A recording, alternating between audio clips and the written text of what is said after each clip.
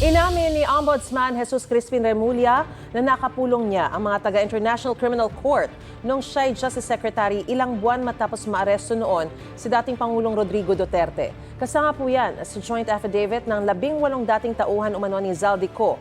Gayunman, hindi raw nangangahulugang totoo lahat ng nasa affidavit. Laging una ka sa balita ni Salima Refran, exclusive.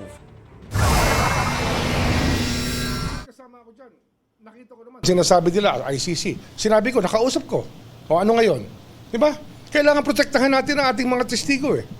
Sa eksklusibong panayam ng GMA Integrated News, inamin ni Ombudsman Jesus Crispin Remulla na nakapulong nga niya ang dalawang kinatawa ng International Criminal Court. Nangyari raw yan sa bahay niya sa Makati City kasama si dating Senador Sonny Trillanes IV at dating PNP Chief at ngayon MMDA General Manager Nicolas Torre III ilang buwan matapos maaresto si dating Pangulong Rodrigo Duterte.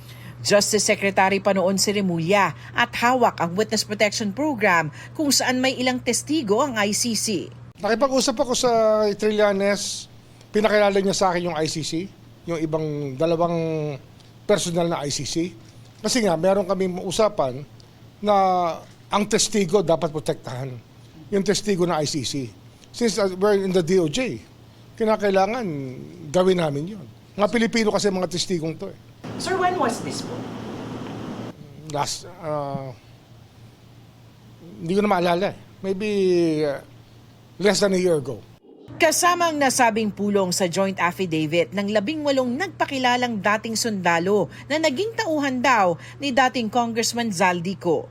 Matatanda ang sinabi ni Attorney Levito Baligod, ang abogado ng mga dating sundalo, na hinian niya dapat ito ginawa ni Remulla bilang opisyal ng gobyerno. Bakit? Ba't hindi? Ang nakasalalay dito, buhay ng mga testigo. Kailangan protektahan natin ang tao hanggat kaya natin.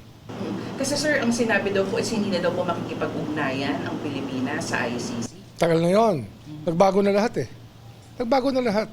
Alam naman natin yan.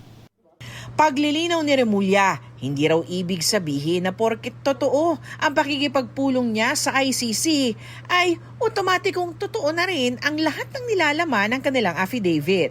Sasailalim raw ito sa investigasyon at kailangan ng tigi-isang affidavit ang 18 nagpakilalang dating sundalo.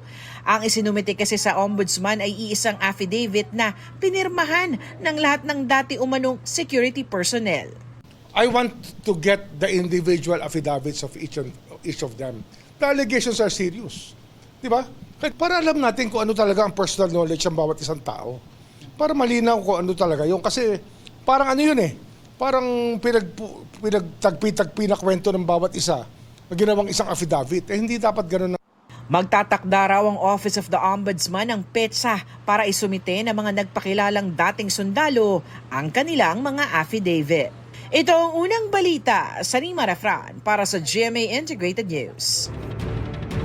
Gusto mo bang mauna sa mga balita? Mag-subscribe na sa GMA Integrated News sa YouTube at tumutok sa unang balita.